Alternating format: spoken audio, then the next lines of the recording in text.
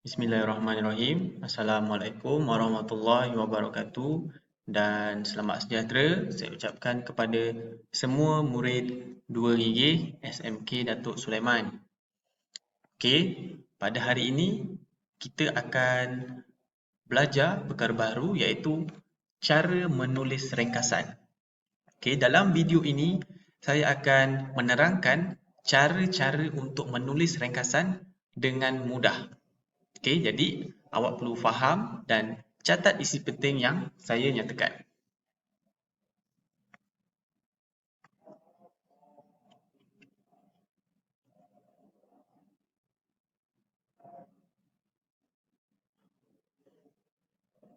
Okey, jadi apa itu ringkasan? Ringkasan bermaksud kita memendekkan petikan. Kita hanya menulis isi-isi penting berkaitan tajuk sahaja. Okey, kita akan diberikan satu petikan dan tugas kita adalah untuk memendekkan petikan tersebut dengan menulis isi-isi penting berkaitan tajuk yang dikehendaki sahaja. Okey, jadi ada 5 langkah mudah untuk menulis sebuah ringkasan yang baik. Okey. Jadi yang pertamanya tengok adalah baca arahan. Okey, kedua baca petikan. Ketiga, garis isi-isi penting. 4, mula menulis ringkasan. Dan yang kelima, kira patah perkataan. Okey, jadi kita akan pergi satu demi satu langkah-langkah ini.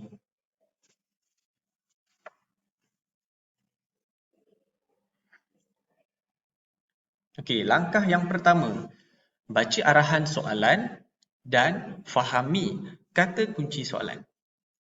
Okey, dalam sesebuah ringkasan, okey, kita akan diberi satu arahan soalan dahulu. Okey, jadi apa yang kita perlu buat apabila mendapat soalan ringkasan, kita perlu baca arahan soalan dan kita perlu kenal pasti kata kunci soalan. Okey, kenapa kita kena kenal pasti kata kunci soalan? Okey, apabila kita dapat kenal pasti kata kunci soalan, jadi kita dapat tahu apa kehendak sebenar soalan. Apa soalan ni nak kita cari isi dalam petikan tersebut. Okey, jadi kita tengok contoh arahan soalan. Okey, baca petikan di bawah ini dengan telitinya. Berdasarkan petikan tersebut, tulis sebuah ringkasan tentang kebaikan menyertai aktiviti ko-kurikulum kepada murid. Panjangnya ringkasan anda hendaklah tidak melebihi 100 patah perkataan. Anda digalakkan supaya menggunakan ayat anda sendiri tanpa mengubah maksud asal petikan.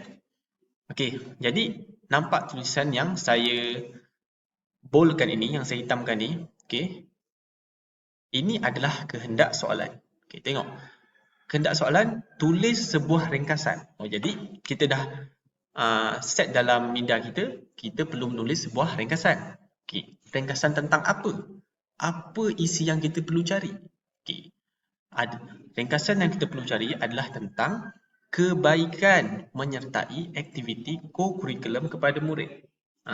Okey, jadi bila kita baca petikan tu, kita perlu cari isi-isi yang menunjukkan kebaikan-kebaikan menyertai aktiviti ko-kurikulum kepada murid. Okey, kata kuncinya adalah kebaikan menyertai aktiviti ko-kurikulum kepada murid. Jadi, semua isi yang menunjukkan kebaikan menyertai aktiviti ko-kurikulum kepada murid adalah isi bagi ringkasan kita.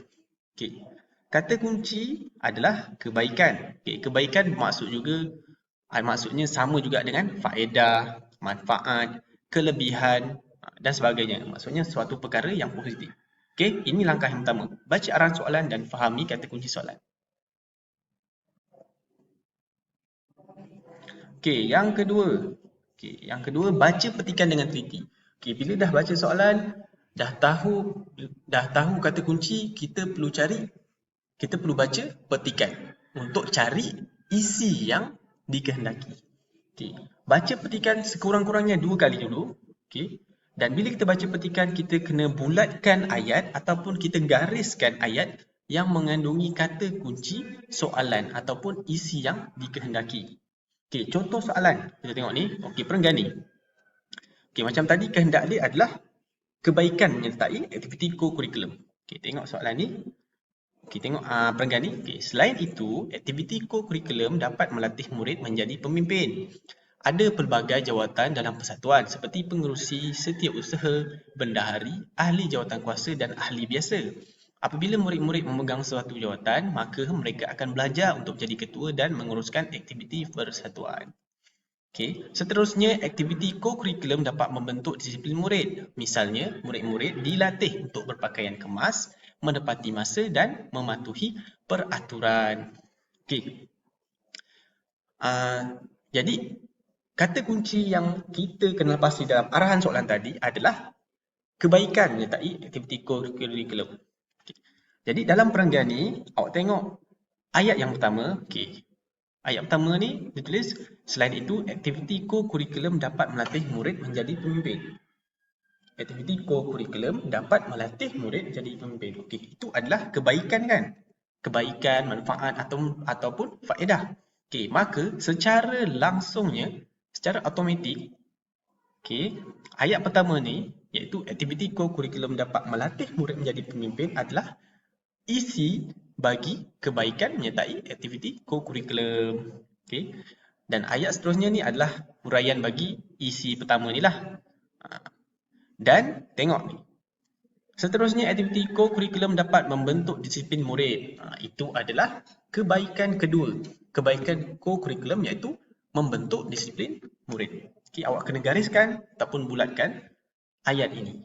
Okay. Supaya apa? Supaya awak dapat jelaslah dengan apa yang awak nak cari dan awak dapat tulis ringkasan dengan lebih mudah nanti. Okey. Gariskan isi penting dan labelkan. Ini adalah langkah ketiga. Gariskan 5 hingga 7 isi penting dan awak kena tulis 5 isi penting yang terbaik saja. Okey, tulis 5 isi penting yang terbaik. Okey, yang keempat, gabungkan isi penting. Gabungkan isi penting ni maksudnya awak dah mula tulis ringkasan lah. Awak dah kena tulis ringkasan bila awak dah cukup isi-isi yang awak jumpa dalam petikan. Okay. Tulis isi penting dalam satu perenggan saja. Jangan buat dua.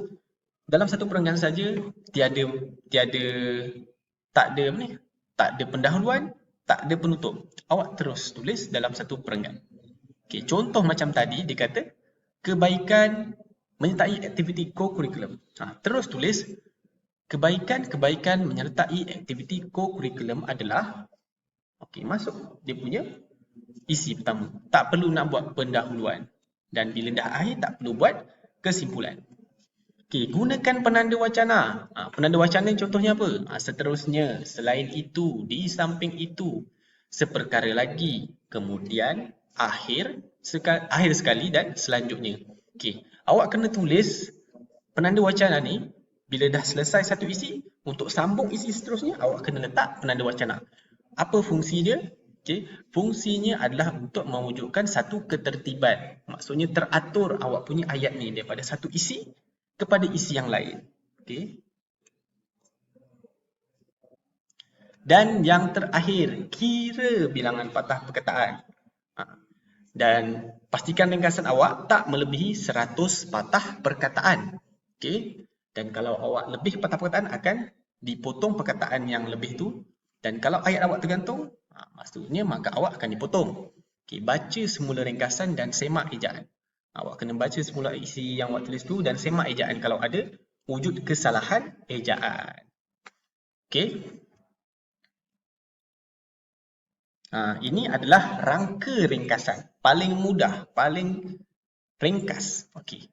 Ini sekurang-kurangnya 5 isi saja. Sekurang-kurangnya. Boleh kalau nak lebih. Asalkan jangan melebihi patah perkataan. Tengok dia punya ni, terus pada isi. Tak payah nak buat pendahuluan. Contohnya tadi, antara, awak terus masuk kata kunci soalan. Okay, kata kunci soalan tadi apa? Kebaikan menyertai aktiviti co-curriculum. Jadi awak tulis, antara kebaikan menyertai aktiviti co-curriculum adalah, okay, isi pertama tadi apa? Contohnya, dapat melatih murid menjadi pemimpin. Okey, itu ayat pertama. Lepas tu, seterusnya, aktiviti co-curriculum dapat membentuk disiplin murid. Dapat. Okey, kemudian selanjutnya, penanda wacana lagi. Masuklah isi yang seterusnya. Selain itu, apa lagi? Dan akhirnya, akhir sekali. Isi yang kelima, isi yang terakhir. Pastikan ringkasan awak tak melebihi 100 perkataan dan kalau boleh, guna ayat sendiri untuk dapatkan lebih markah bahasa. Okay. Jadi, itu sahaja penerangan bagi cara untuk menghasilkan ringkasan dengan mudah dalam video ringkas ini. Okay. Dan kita akan teruskan dalam aktiviti seterusnya. Okay. Sekian, terima kasih. Assalamualaikum warahmatullahi wabarakatuh.